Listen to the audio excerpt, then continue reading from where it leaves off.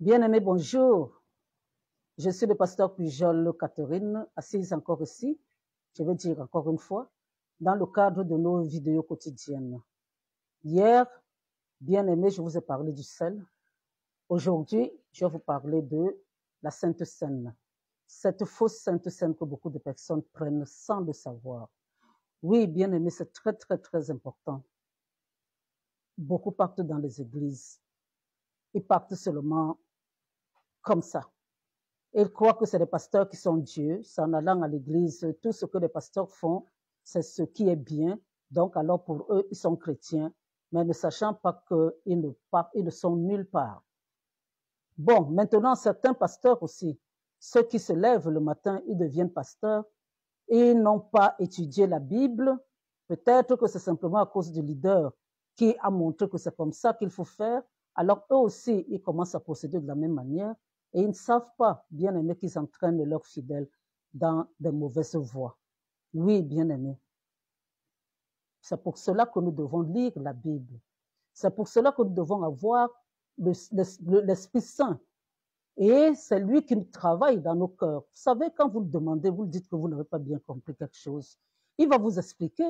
Même s'il ne vous parle pas, même si ce n'est pas au niveau de la voix dans le cœur, bien aimé, il va s'arranger à ce que vous regardiez une vidéo ou alors la télé, quelqu'un qui est en train de prêcher et il va vous répondre exactement par rapport à ce que vous lui avez demandé. Oui, Dieu parle tantôt d'une manière, tantôt d'une autre. C'est comme ça que ça se passe.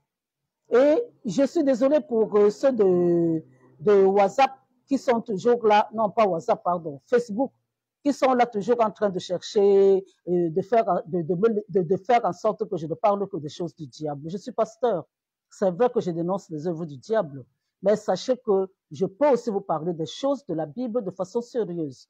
Et ceux qui sont dans mon WhatsApp reçoivent les enseignements bibliques tous les jours, du lundi au vendredi. Le samedi, c'est la prière.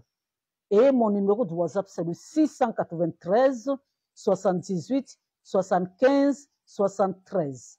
Donc, si vous demandez l'amitié, bien aimé, je serai contente de vous l'accorder. Et après, vous allez écouter les enseignements tous les jours et ça vous permettra de connaître un peu la Bible. Et on ne va pas vous raconter n'importe quoi. Du temps de Jésus, il fallait sonder les Écritures.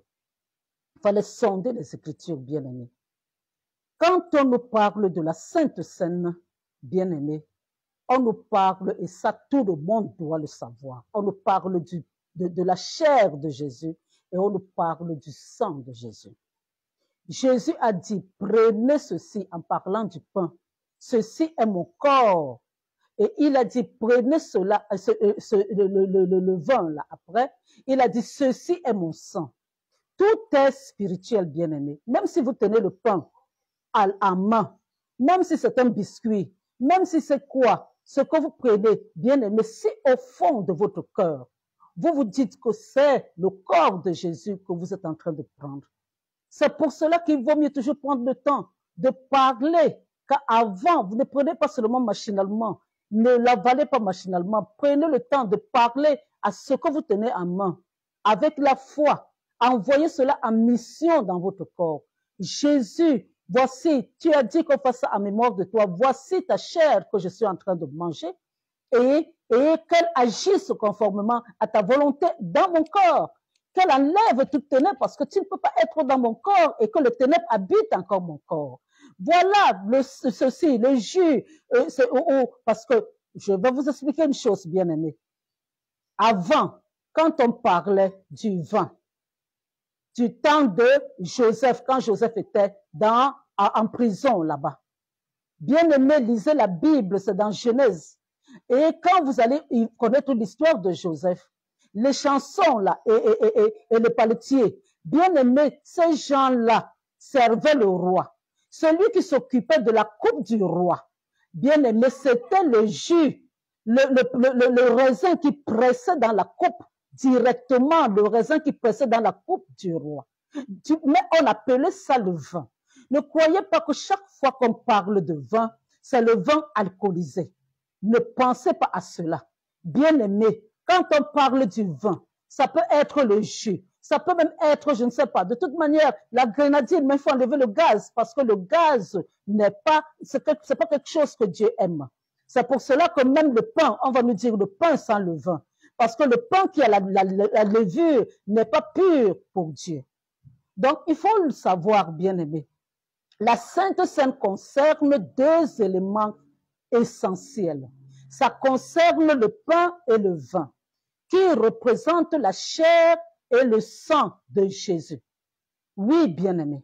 Donc, ça veut dire quoi? Ça veut dire que si vous allez dans une église, bien-aimé, où vous ne prenez que la chair de Jésus, où on ne vous donnera jamais le sang de Jésus, alors, est-ce que vous êtes en train de prendre la Sainte Seine? Vous n'êtes pas en train de prendre la Sainte Seine parce que c'est deux éléments indissociables. Il y a le corps, il y a le sang. Et le corps seul, ce n'est pas la Sainte Seine. Le sang seul, ce n'est pas la Sainte Seine. Donc, la Sainte Seine concerne les deux éléments. Oui, bien-aimé, ça concerne les deux éléments. Donc, si vous allez dans un endroit où on va partager, on va couper le biscuit, vous allez prendre ça avec une attitude pieuse en vous disant que, oh, aujourd'hui on a pris la Sainte Seine. Non, bien-aimé, vous n'avez pas pris la Sainte Seine.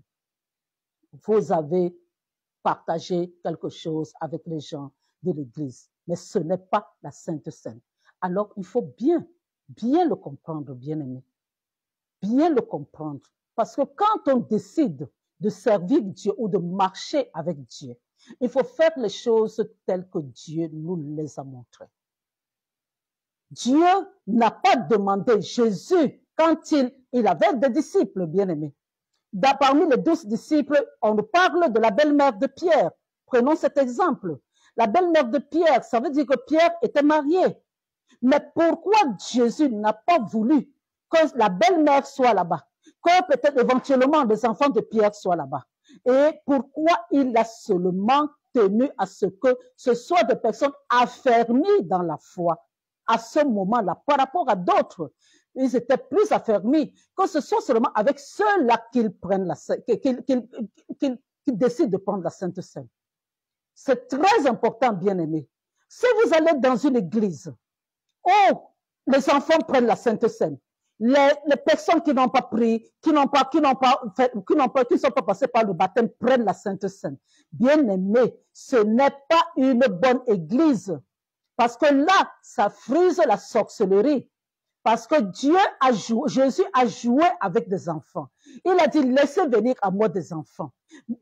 Parce que le royaume de Dieu leur ressemble. Mais, bien-aimé, il n'a pas pris la Sainte Seine avec les enfants. Il a pris la Sainte Seine avec ceux qui étaient affermis. Vous savez qu'à un certain moment, il a baptisé à travers ses disciples. Après que Jean-Baptiste l'ait baptisé. Donc, dans ce groupe-là, il n'y avait que des baptisés. Alors, les choses de Dieu, bien-aimé, ne sont pas des choses qu'on banalise. On ne les banalise pas. Je vais encore vous lire, un verset biblique. Ici, dans 1 Corinthiens 11, et à partir du verset 17, bien-aimé. Je ne vais même pas tout lire. Je vais seulement lire à partir du verset 26. C'est « Car toutes les fois que vous mangez ce pain et que vous buvez cette coupe qui est le vin, vous annoncez la mort du Seigneur jusqu'à ce qu'il revienne. » La Bible nous dit au verset 27, « C'est pourquoi celui qui mangera le pain ou boira la coupe du Seigneur indignement sera coupable envers le corps et le sang du Seigneur. » On dit que chacun donc se prouve soi-même et qu'ainsi il mange du pain et boive la coupe, encore une fois, car celui qui mange et boit sans discerner le corps du Seigneur mange et boit un jugement contre lui-même. C'est pour cela qu'il y a parmi vous beaucoup d'infirmes et de malades et un grand nombre sont morts. Bien-aimés, quand vous banalisez les choses de Dieu, sachez que c'est vous-même qui allez en souffrir. Parce que la mort précoce vous guette, les maladies vous guettent. Beaucoup de personnes vont se dire, mais je vais à l'église tout le temps, hein? Je vais à l'église tout le temps, mais je ne comprends pas pourquoi et je suis tout le temps malade, pourquoi je suis... Analysez vos vies. qu'est-ce que vous faites? Vous savez que Dieu ne nous a pas créés pour la maladie, pour que nous soyons malades. Il ne nous a pas créés pour cela. Dieu nous a créés pour que nous ayons la bonne santé. C'est quand Adam et Ève ont péché que la maladie est rentrée parce que c'est la conséquence des œuvres des ténèbres. Mais si vous prenez la Sainte Seine, qui est censée vous guérir, parce que le sang de Jésus et la chair de Jésus à l'intérieur de vous sont censés vous guérir, sont censés vous purifier. Mais si vous ne faites pas ça d'une bonne manière, qu'est-ce que vous attendez à quoi? Vous attendez à quoi? Si quelqu'un n'est pas baptisé et que vous commencez à lui donner la Sainte Seine, pourquoi il sera encore baptisé? Et maintenant, si quelqu'un meurt sans être baptisé, bien aimé, on dit que celui qui sera sauvé et qui sera baptisé. Hein? Donc, il n'y a que les personnes sur leur lit de mort qui acceptent Jésus-Christ, eux qui ne seront pas, qui peuvent se passer du baptême. Mais tu ne peux pas être marchand, grand, adulte, ou alors que tu ne te baptises pas en pensant que tu vas aller au ciel. Non, bien aimé. Les deux sont aussi indissociables.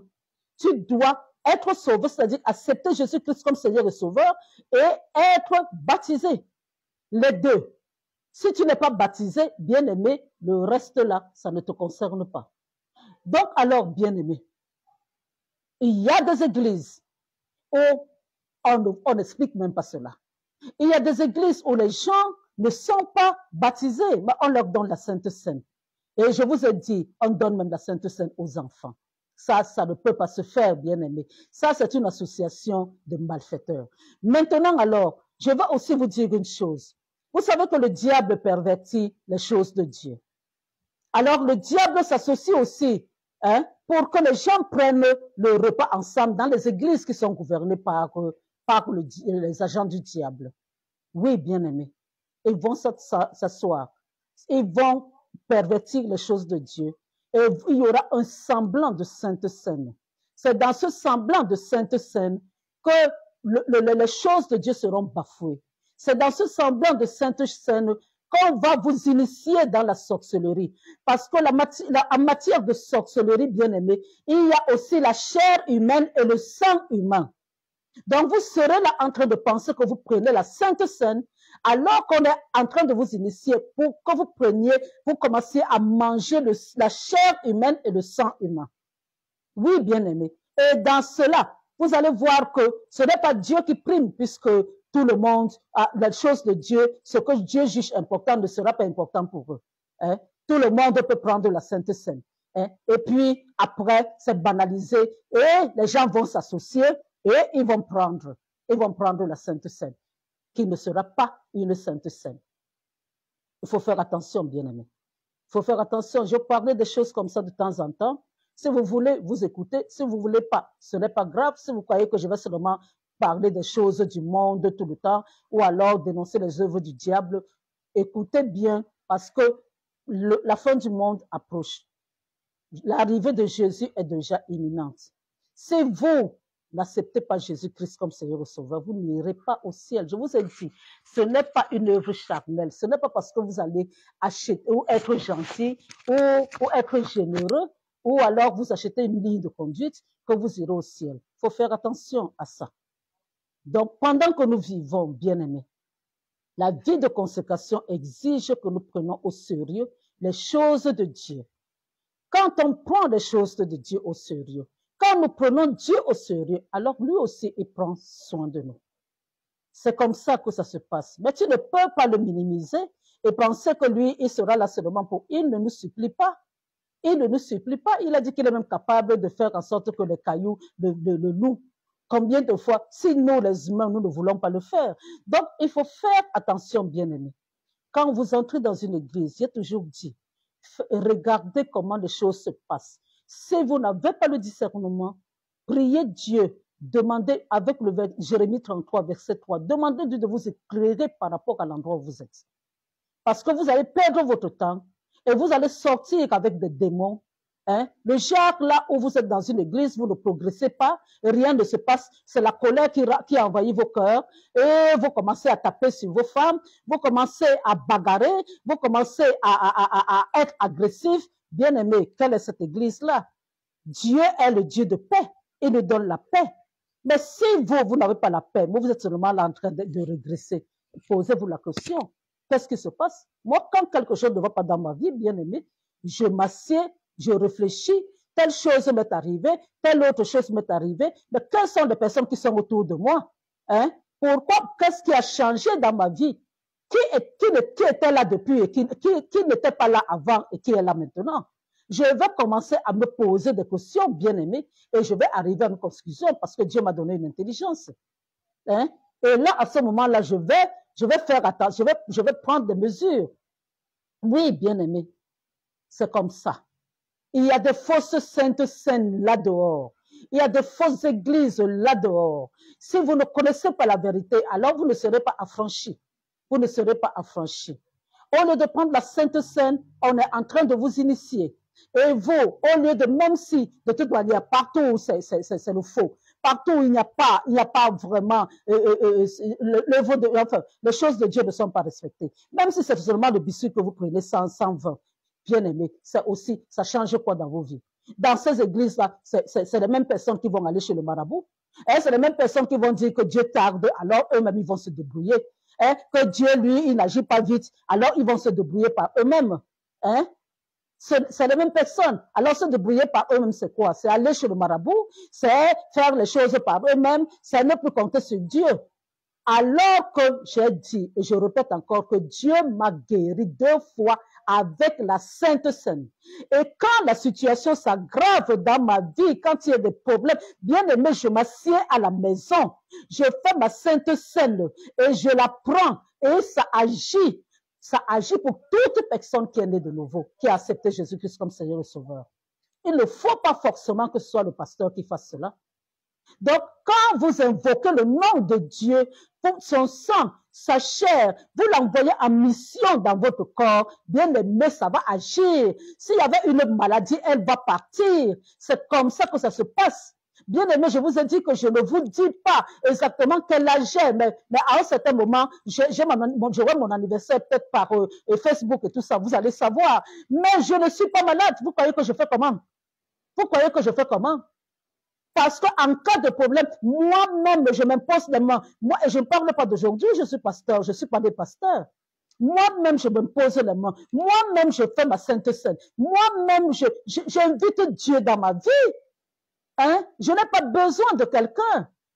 Parfois même, vous pouvez aller même comme ça, parler de vos problèmes, et c'est les mêmes personnes qui sont censées vous aider, qui bloquent, qui font en sorte que la maladie reste en vous.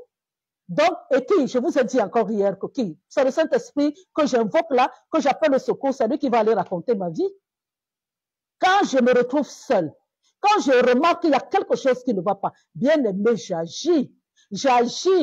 Quand je bois mon eau bénite le matin, pour que ça purifie mon corps, pour que ça annule tout ce que le diable peut vouloir faire dans la nourriture ou la boisson ou tout ce qu'on peut vouloir faire dans ma vie.